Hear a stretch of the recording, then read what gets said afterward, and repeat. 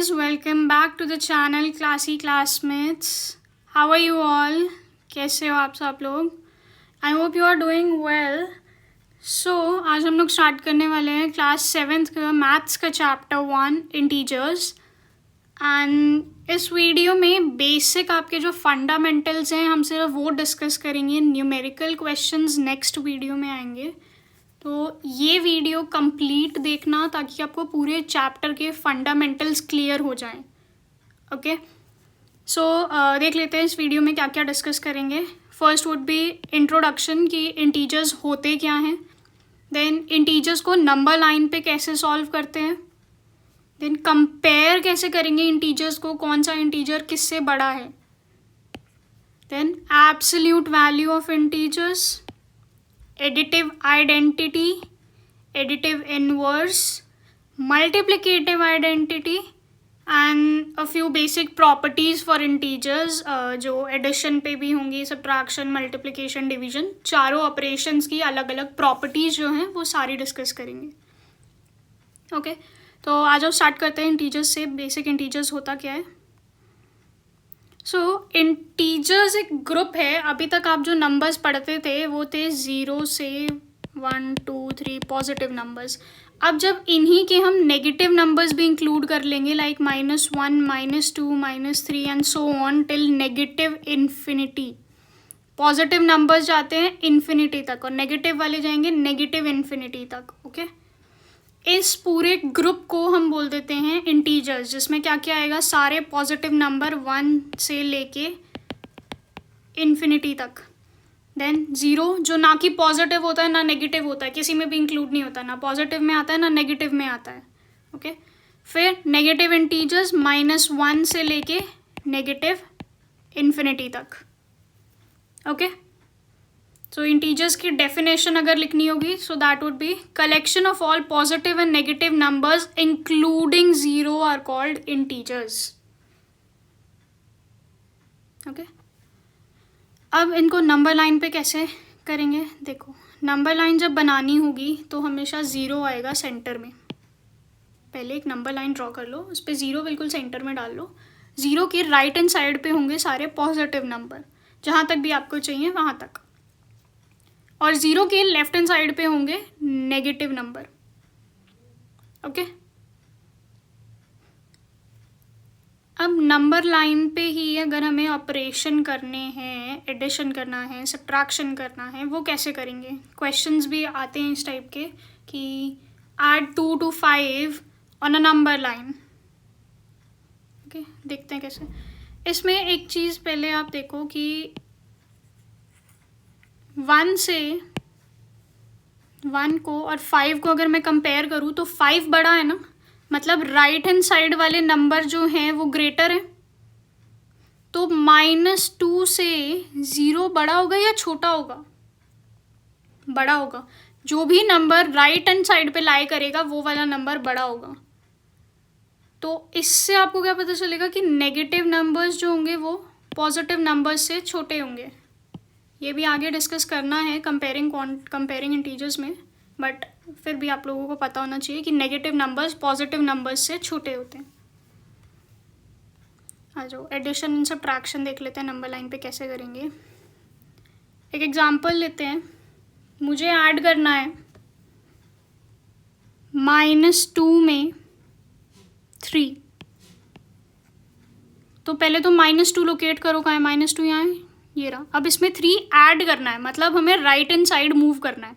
Okay, इसमें 3 add करना है, मतलब 3 जंप्स, 1 2 3. क्या आंसर आया? 1. सो -2 में अगर मैं 3 ऐड करूँगी तो क्या आएगा? 1. ऐसी अगर मैं ले लेती हूँ कि मुझे -9 में ऐड करना है 4, तो पहले तो -9 लोकेट करो. कहाँ है, ये रहा. अब -9 में 4 ऐड करना है, मतलब राइट हैंड साइड पे मूव करना है. 1 2 3 4, -5 आ गया. तो इसका आंसर -5. इसका आंसर था 1. तो जब भी एडिशन करना है तो हमें राइट हैंड साइड पे मूव करना है. सब्ट्रैक्शन करेंगे तो लेफ्ट हैंड साइड पे मूव करेंगे। आ जाओ देख लो, मुझे 4 में से माइनस करना है 2। 4 का है ये रहा, कितना माइनस करना है 2, तो कितने जम्प्स 2, 1 2 2 आ गया, 4 माइनस 2 2। ओके, यही नेगेटिव नंबर पे अगर करेंगे मुझे -1 में से माइनस करना है -4, तो -1 आइडेंटिफाई करो पहले और फिर कितने jumps, 4 jumps, 1 2 3 4, answer would be -5। Addition करना है तो राइट हैंड साइड मूवमेंट होगी, सब्ट्रैक्शन करना है तो लेफ्ट हैंड साइड मूवमेंट होगी। ठीक है, ओके तो आ जाओ अब कंपेयर कर लेते हैं। जब भी पॉजिटिव इंटीजर्स होंगे, दोनों ही वैल्यू जो हैं वो पॉजिटिव हैं, जैसे 4 है और 1 है, दोनों के आगे कोई साइन नहीं है, मतलब प्लस का साइन है। ये भी देखो, अगर मैं 4 लिख रही हूँ तो इसका मतलब है कि ये पॉजिटिव 4 है, प्लस का साइन हम बहुत कम लगाते हैं। लेकिन -4 लिखा है तो वो कौन सा होगा, -4। जैसे यहाँ पे ये पॉजिटिव नंबर थे तो इनके आगे हमने प्लस का साइन नहीं लगाया था, वो ऑटोमेटिकली माना जाता है कि अगर नेगेटिव साइन नहीं है या कोई और साइन नहीं है तो नंबर पॉजिटिव है। ठीक है, तो अगर दोनों वैल्यूज़ पॉजिटिव हैं तो जो ग्रेटर वैल्यू होगी वो बड़ी होगी, जो अब तक आप करते आए हो सेम वही करना है कि 100 से क्या बड़ा होगा, 120, तो जो एक्चुअल बड़ी वैल्यू है वो बड़ी होगी। लेकिन नेगेटिव इंटीजर्स में देखेंगे तो देखो हमने क्या देखा था कि राइट हैंड साइड वाले नंबर बड़े होंगे, तो अगर नेगेटिव नंबर्स को मैं कंपेयर करूं तो -9 इधर है और -3 इधर है, तो -3 बड़ा होगा -9 से, क्योंकि वो राइट हैंड साइड पे है। नहीं आया समझ, देखो दोबारा। नंबर 9 पे इतना तो पता चला कि राइट हैंड साइड वाले नंबर जो हैं वो लेफ्ट हैंड साइड वाले से बड़े हैं, मतलब 2 जो है वो 9 से छोटा है क्योंकि वो लेफ्ट पे है 9 के। तो यहाँ पे -8 जो है वो लेफ्ट पे है -4 के, तो मतलब -8 छोटा होगा, है ना। तो नेगेटिव नंबर्स में उल्टा होता है, जितना छोटा नंबर उतना बड़ा होगा वो एक्चुअल में, मतलब -89 -100 से बड़ा होगा, ऐसे ही -4 -7 से बड़ा होगा। और अगर मैं ये पूछूं कि ग्रेटेस्ट नेगेटिव नंबर कौन सा होगा तो वो कौन सा आएगा, सबसे बड़ा नेगेटिव नंबर, -1। ठीक है, अब अगर पॉजिटिव नंबर्स को मैं 0 से कंपेयर करूँ तो पॉजिटिव नंबर बड़ा होता है 0 से, है ना, क्योंकि पॉजिटिव नंबर जो है वो 0 के राइट हैंड साइड पे लाई कर रहे हैं। लेकिन अगर मैं नेगेटिव नंबर्स को 0 से कंपेयर करूँ तो 0 राइट पे है ना नेगेटिव नंबर के, तो 0 बड़ा होगा। ठीक है, then absolute value of integers. Absolute value of an integer is the numerical value of the integer without considering its sign। मतलब जो भी नंबर लिखा है बस वो नंबर लिख दो, उठा के साइन हटा दो, चाहे पॉजिटिव साइन हो चाहे नेगेटिव साइन हो, हमें कोई लेना देना नहीं है।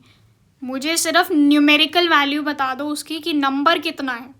जैसे 6 की एब्सोल्यूट वैल्यू 6 ही होगी, साइन हटाना है। 4 की एब्सोल्यूट वैल्यू 4 ही होगी, कोई साइन नहीं लगाना आगे। -5 की एब्सोल्यूट वैल्यू 5 हो जाएगी, हमें ये साइन यहाँ से हटा देना है, हम साइन कंसिडर नहीं करेंगे।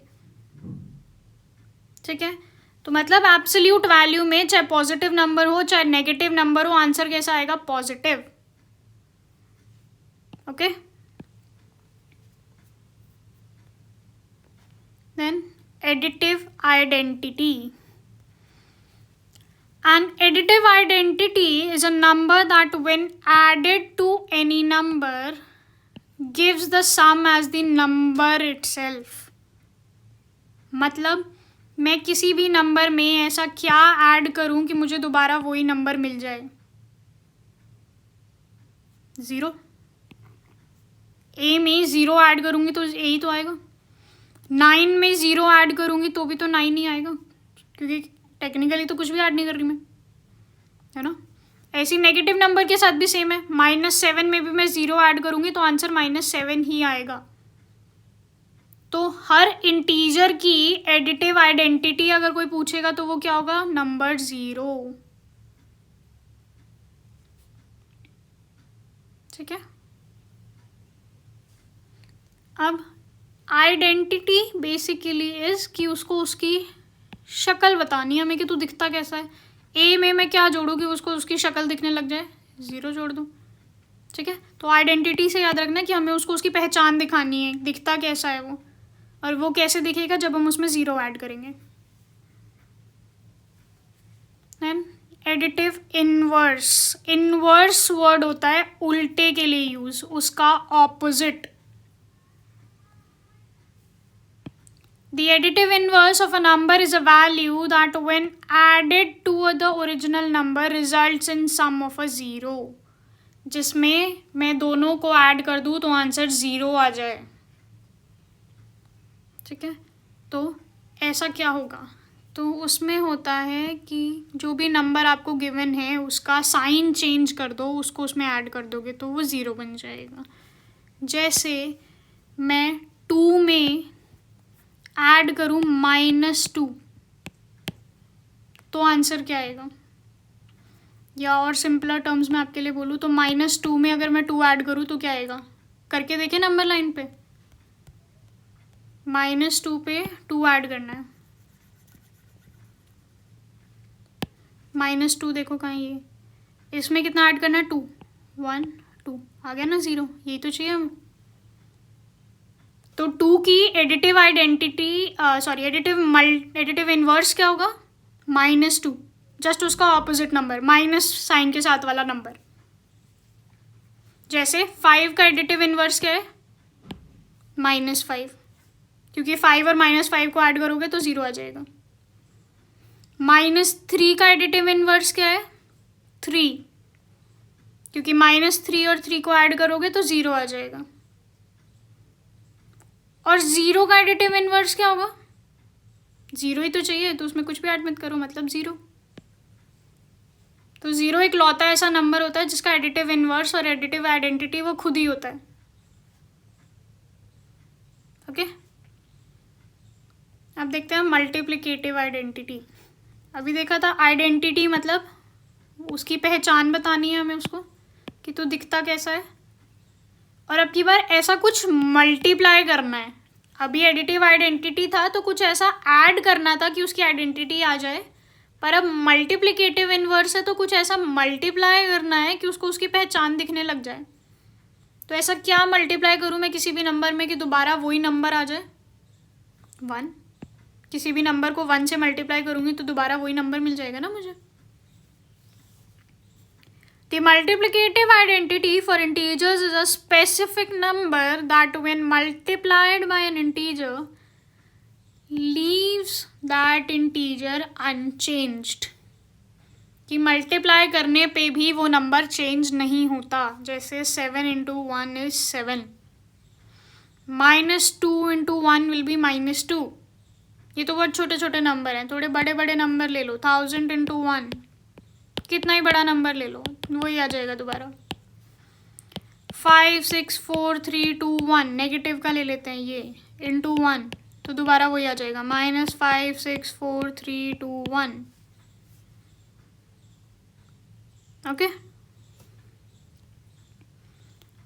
अब लास्ट प्रॉपर्टीज बहुत इम्पॉर्टेंट हैं, आपको बहुत अच्छे से समझ आनी चाहिए तभी काम हो पाएगा इस चैप्टर में, तो थोड़ा ध्यान से सुनना और नोट भी कर लेना ये, क्योंकि ये इम्पॉर्टेंट है।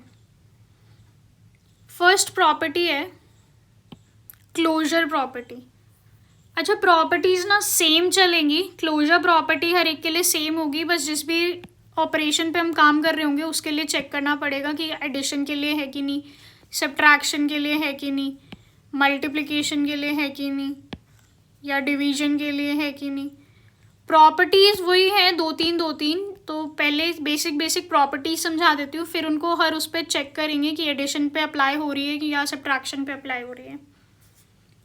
क्लोजर प्रॉपर्टी जहाँ पे भी आएगा ना, उसका मतलब होता है कि मैं कोई भी दो नंबर ले लूँ और उन दोनों पे कोई भी एक ऑपरेशन कर दूँ।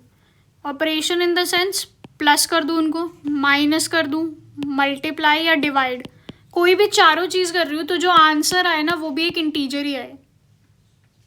ये बोलती है क्लोजर प्रॉपर्टी कि मैंने एक इंटीजर लिया था, उसको मैंने इन चारों में से कोई भी एक ऑपरेशन किया है उस पर, या तो उसको ऐड किया है या मल्टीप्लाई किया है या माइनस या डिवाइड, किसके साथ, एक दूसरे इंटीजर के साथ ही किया है, तो आंसर भी एक इंटीजर ही आना चाहिए।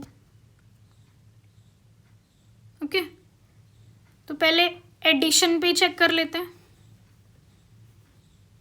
मैंने एक इंटीजर लिया, कौन सा, 2 ले लिया, ठीक है। 2 को मैंने ऐड किया एक दूसरे इंटीजर के साथ, 4 ले लेते हैं। आंसर क्या आया, 6। इंटीजर है ना, पॉजिटिव होल नंबर है। -4 लिया, उसमें ऐड किया 3, आंसर आया -1।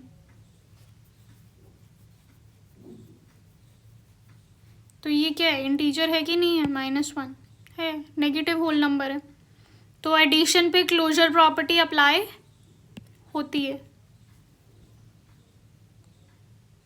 ठीक है, नेक्स्ट कॉम्यूटेटिव प्रॉपर्टी।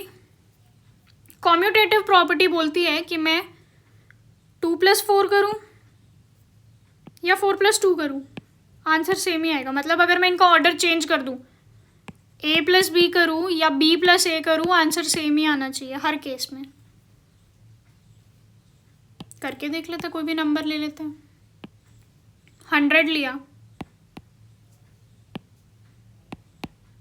उसमें 2 ऐड कर दिया, 102 आ गया। अब मैं कह रही हूँ ऑर्डर चेंज करके देख लेते हैं, आंसर चेंज होता है। 2 में मैंने 100 ऐड किया तो भी आंसर 102 ही आया, है ना। तो पॉजिटिव इंटीजर्स के केस में तो हो रहा है, नेगेटिव इंटीजर भी लगा के देख लेते हैं एक, क्या पता नेगेटिव में ना हो। -4 लिया, उसमें 2 ऐड किया, -2 आ गया। 2 लिया, उसमें ऐड किया -4, तो दोबारा -2 ही आ गया। तो मतलब नेगेटिव इंटीजर्स में भी ये अप्लाई होता है। ठीक है, कॉम्यूटेटिव प्रॉपर्टी है क्या, कि order does not change the result.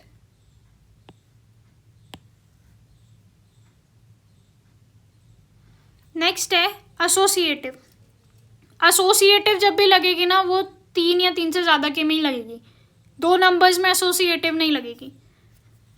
तो ये आपकी पहली हिंट हो जाएगी। जहाँ पे भी आपको दिखे ना कि 3 इंटीजर है या 3 से ज़्यादा इंटीजर्स पे कोई भी ऑपरेशन लग रहा है, तो वहाँ मोस्ट प्रोबेबली एसोसिएटिव लग रही होगी, फिर भी आपको चेक एक बार करनी पड़ेगी।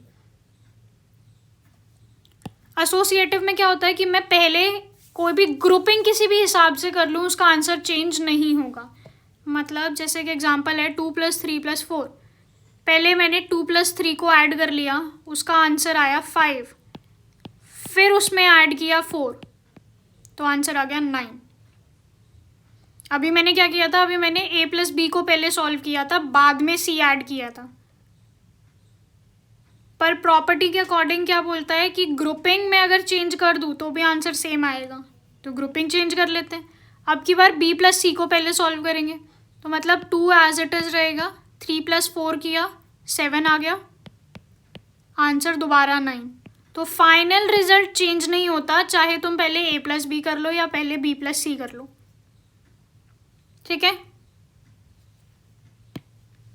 तो एसोसिएटिव प्रॉपर्टी थी, क्या थी, grouping does not affect the sum. ठीक है, तो एडिशन पे क्लोजर प्रॉपर्टी भी अप्लाई होती है, कॉम्यूटेटिव भी अप्लाई होती है और एसोसिएटिव भी अप्लाई होती है। एडिशन पे तीनों अप्लाई हो रही हैं। अब यही 3 प्रॉपर्टी आ जाओ सब्ट्रैक्शन पे देखते हैं। क्लोजर अभी सीखी थी आपने कि 2 को ऐड करने पे जो आंसर आए वो भी इंटीजर ही आना चाहिए। तो इसमें अब सब्ट्रैक्ट करेंगे, 3 - 7 किया तो आंसर -4 आ गया, इंटीजर ही है। 4 - 2 किया 2 आ गया, इंटीजर ही है। ठीक है, तो क्लोजर प्रॉपर्टी सब्ट्रैक्शन पे अप्लाई होती है। नेक्स्ट आपने पढ़ी थी ऊपर कॉम्यूटेटिव, जिसमें ऑर्डर चेंज करने पे आंसर चेंज नहीं हो रहा था। देख लेते हैं सब्ट्रैक्शन में होगा कि नहीं। 7 - 3 किया तो 4 आ गया, लेकिन जब 3 - 7 किया तो आंसर -4 आया। तो दोनों केस में आंसर अलग हो गए ना। 4 और -4 अलग अलग नंबर है ना। यहाँ देखो 4 - 4 हमने नंबर लाइन पे अलग अलग दिखाए थे ना, मतलब अलग अलग नंबर है। 4 यहाँ था, -4 यहाँ था।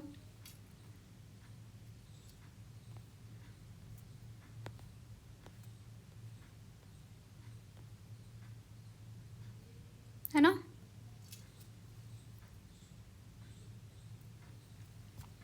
तो कॉम्यूटेटिव सब्ट्रैक्शन पे अप्लाई नहीं होगी क्योंकि आंसर चेंज हो जाता है। अब एसोसिएटिव देख लेते हैं। एसोसिएटिव में था ग्रुपिंग करने पे आंसर चेंज नहीं होगा। तो नंबर लिया है 8 - 4 - 2। पहले 8 - 4 को सॉल्व किया तो 4 आ गया, उसमें से 2 माइनस करने पे आंसर 2 आया। अब ग्रुपिंग चेंज करके देखेंगे कि B - C करूँगी तो आंसर क्या आएगा। तो 8 - 4 - 2 किया तो 2 आया। 8 - 2 is 6, आंसर चेंज हो गया, 2 से 6 में बदल गया ग्रुपिंग चेंज करते। तो सब्ट्रैक्शन पे भी एसोसिएटिव अप्लाई नहीं होती। सब्ट्रैक्शन पे कौन सी प्रॉपर्टी अप्लाई होगी, सिर्फ क्लोजर। ओके, आ जाओ मल्टीप्लिकेशन पे चेक कर लेते हैं हम।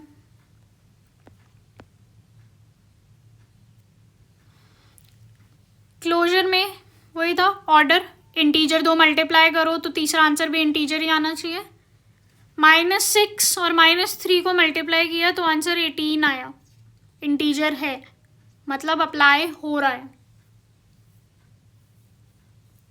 फिर 10 × -4 किया तो वो भी -40 हुआ, अप्लाई हो रहा है। तो मल्टीप्लिकेशन पे क्लोजर एप्लीकेबल है।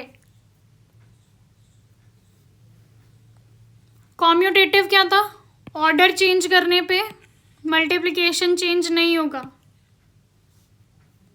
10 × -20 करूँ या 20 × -10 करूँ, आंसर सेम आएगा। 20 × -10 किया तो भी -200 आया, ऑर्डर चेंज कर दिया तो भी आंसर -200 आया, मतलब मल्टीप्लिकेशन पे भी कॉम्यूटेटिव अप्लाई होता है।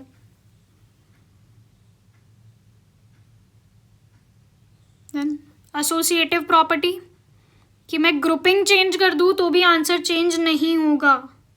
देख लेते हैं। 2 × 3 किया, पहले वाले 2 नंबर को ग्रुप किया तो 6 आया, उसमें 4 मल्टीप्लाई करने पे आंसर 24 आया। ठीक है, अब मैंने लास्ट वाले 2 नंबर ग्रुप कर लिए तो 2 × 12 आया, ग्रुप करने के बाद उसका आंसर भी 24 आया, मतलब एसोसिएटिव भी अप्लाई होती है। अब मल्टीप्लिकेशन में ना एक प्रॉपर्टी और होती है, डिस्ट्रीब्यूटेटिव प्रॉपर्टी। ये आपकी कैलकुलेशंस को ना बहुत सिंपल कर देती है। जब आपको बड़े बड़े नंबरों से मल्टीप्लाई करना होता है तो आप डिस्ट्रीब्यूटेटिव लगा सकते हो, इजीली सॉल्व हो जाता है। कैसे कि मैं A × B + C कर रही थी तो उसमें क्या, पहले मैं B + C करूँगी, फिर उसको A से मल्टीप्लाई करूँगी। उससे बेटर है कि मैं पहले A को B से मल्टीप्लाई कर दूँ और उसमें फिर A को C से मल्टीप्लाई कर दूँ और दोनों के आंसर को ऐड कर दूँ। ठीक है, जैसे मुझे 6 × 2 + 3 करना था, तो अगर पहले ये वाला मेथड सॉल्व करते हैं जिसमें मैं पहले प्लस कर रही हूँ फिर मल्टीप्लाई कर रही हूँ, तो आंसर आता 3 + 2 5 और 6 × 5 1 के बनता 30। अब मैंने क्या किया, मैंने इसको स्प्लिट कर दिया, डिस्ट्रीब्यूट कर दिया, तभी डिस्ट्रीब्यूटिव प्रॉपर्टी लगी। तो पहले 6 को 2 से मल्टीप्लाई किया, फिर 6 को 3 से मल्टीप्लाई किया और दोनों के आंसर को ऐड कर दिया। 6 इंटू 2 क्या आया 12, ऐसे 6 इंटू 3 क्या आया 18, दोनों को ऐड करने पे दोबारा 30। ये प्रॉपर्टी ज़्यादातर यूज़ कहाँ होती है देखो मैं बताती हूँ। जैसे सपोज आपको यूज़ करना हो, कोई नंबर गिवन है सपोज 243 इंटू 99 बोला करने को। अब ये बहुत बड़ी कैलकुलेशन हो जाती है अगर हम इसको सॉल्व करने जाएं, लेकिन इसको मैं सिंपल बना सकती हूँ ये डिस्ट्रीब्यूटिव प्रॉपर्टी लगा के। कैसे? 243 तो यूँ कहीं रखो, 99 को मैं 100 माइनस 1 भी तो लिख सकती हूँ, है ना। 99 100 माइनस 1 ही तो होता है। अब यहाँ फिर से क्या लग जाएगी डिस्ट्रीब्यूटिव प्रॉपर्टी। ये डिस्ट्रीब्यूटिव प्रॉपर्टी एडिशन पे भी अप्लाई होती है। बीच में यहाँ जो भी साइन होगा वो साइन लगाना पड़ेगा। यहाँ प्लस का साइन था तो यहाँ प्लस किया हमने, लेकिन अगर यहाँ माइनस का साइन होगा तो फिर हम यहाँ माइनस कर देंगे, a into b minus a into c, जो अभी यहाँ करेंगे देखो। तो डिस्ट्रीब्यूटिव प्रॉपर्टी लगाऊं तो उसमें क्या करूँगी, अब 243 को पहले 100 से मल्टीप्लाई करूँ, फिर 243 को 1 से मल्टीप्लाई करूँ और दोनों को माइनस कर दूँ क्योंकि बीच में माइनस का साइन था। 243 इंटू 100 करने पे आया 243 100, सिंपल इजी होती है तो। और 243 इंटू 1 करने पे आया 243, दोनों को माइनस कर दो,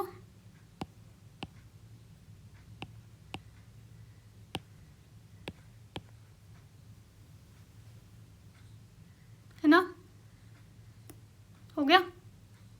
देखा इतना बड़ा मल्टीप्लाई करने से हम बच गए, छोटी सी सिंपल सी कैलकुलेशन में हमारा काम हो गया। ठीक है, ऐसे एक एग्जांपल और ले लेते हैं। 601 को मुझे मल्टीप्लाई करना है 101 से, तो 601 को तो मैं ऐसे ही रख लेती हूँ।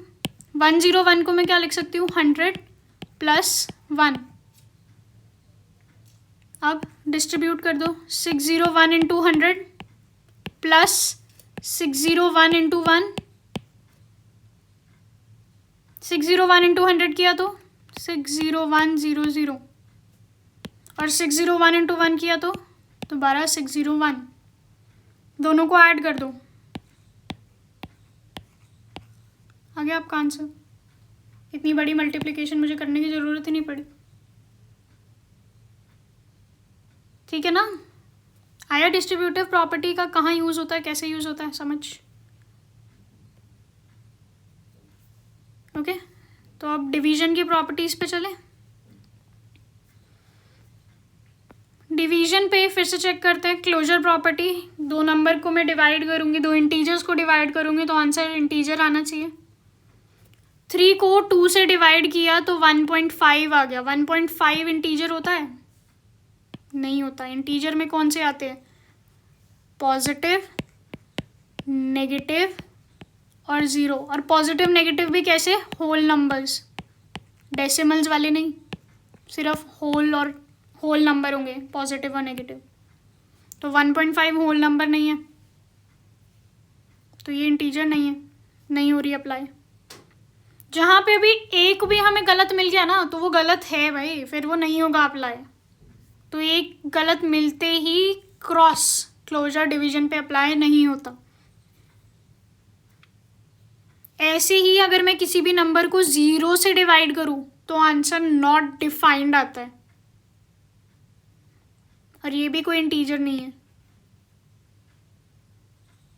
ठीक है, देन एसोसिएटिव प्रॉपर्टी कि ग्रुपिंग कर लो, ग्रुपिंग करने के बाद भी आंसर चेंज नहीं होगा।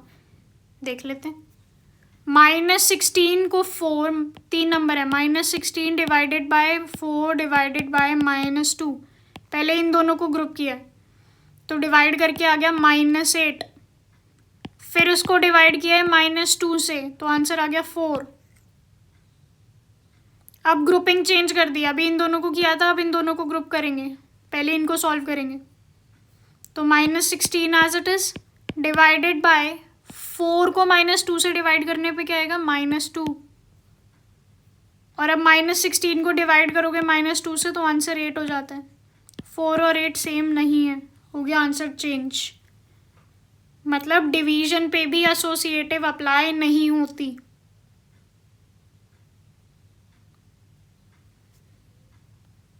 नेक्स्ट आती है कॉम्यूटेटिव प्रॉपर्टी कि ऑर्डर चेंज करने पे भी आंसर सेम रहेगा।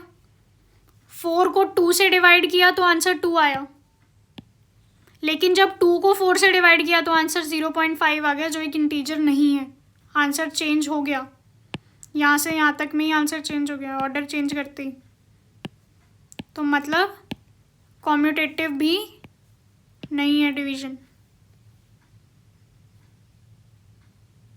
ठीक है, अब जनरल डिवीजन के कुछ रूल्स कि अगर मैं पॉजिटिव इंटीजर को नेगेटिव इंटीजर से डिवाइड कर रही हूँ तो आंसर नेगेटिव आता है। मतलब ऊपर जो नंबर है उसके साथ में प्लस का साइन है, नीचे जो नंबर है उसके साथ में प्लस का साइन है, तो प्लस माइनस क्या बनता है, माइनस, तो माइनस का साइन आ जाएगा। अच्छा, ये रूल्स आपको पता है ना, क्योंकि मैंने अज्यूम कर लिया है कि ये रूल्स आपको, बेसिक रूल्स आपको पता है कि प्लस माइनस वाले साइन मिलके बनते हैं माइनस, माइनस प्लस मिलके बनता है माइनस, माइनस माइनस मिलके बनता है प्लस, और प्लस प्लस मिलके बनता है प्लस। बेसिक साइंस कि अगर दोनों साइन सेम होते हैं तो प्लस का साइन आ जाता है, दोनों ऐड हो जाते हैं, और दोनों साइन ऑपोजिट हैं तो वो माइनस होते हैं। जैसे 2 + 3 करना है तो ये भी प्लस का है, ये भी प्लस का है, डायरेक्ट दोनों को ऐड कर दो 5, और बड़ी डिजिट का साइन आता है फिर फाइनल आंसर के साथ में, तो बड़ी डिजिट क्या है 3, इसके आगे साइन प्लस का, तो 5 भी प्लस का। ऐसे ही 2 - 4 करना होता, तो ये प्लस का है, ये माइनस का है, प्लस माइनस मतलब माइनस करना है दोनों को, तो 2 - 4, 4 - 2 करो, 2 आया। अब इसके आगे लगा दो बड़ी डिजिट का साइन, 2 और 4 में कौन सा बड़ा है, 4, 4 के आगे कौन सा साइन है, माइनस का, तो फाइनल आंसर भी माइनस का हो जाएगा। ठीक है, बड़ी डिजिट का साइन। एडिशन सब्ट्रैक्शन में बड़ी डिजिट का साइन आता है, जो भी बड़ी डिजिट के आगे साइन होता है वो लग जाएगा फाइनल आंसर में।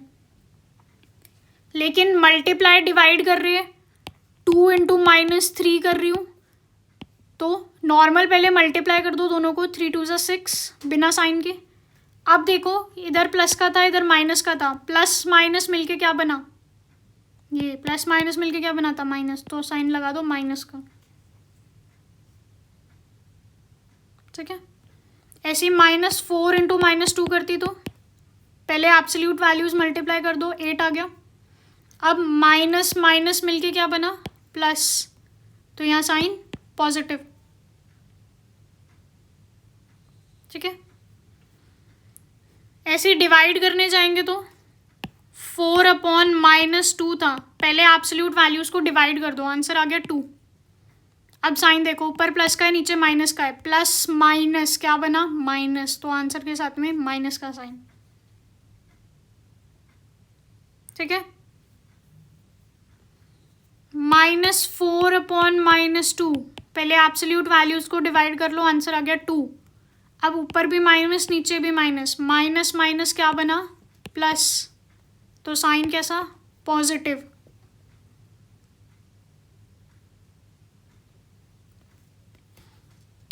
4/2 दोनों पॉजिटिव, आंसर 2। ऊपर भी प्लस नीचे भी प्लस, मिलके क्या बना, प्लस, तो साइन कैसा, पॉजिटिव। लगाओ ना लगाओ एक ही बात है,